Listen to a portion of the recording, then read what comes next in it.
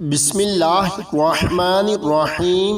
حضور اکرم صلی اللہ علیہ وآلہ وسلم نے ارشاد فرمایا، جو بھی مسلمان صبح 3 مرتبہ یہ کلمات کہے تو یقیناً اللہ تعالیٰ قیامت کے دن اس کو خوش فرما دے گا۔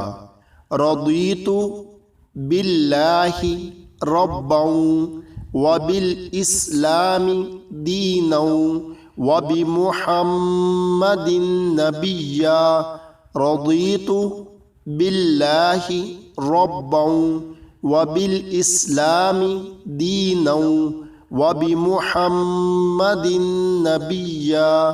میں اللہ تعالیٰ کے رب، اسلام کے دین اور محمد صلی اللہ علیہ وآلہ وسلم کے پیغمبر ہونے پر راضی ہو گیا۔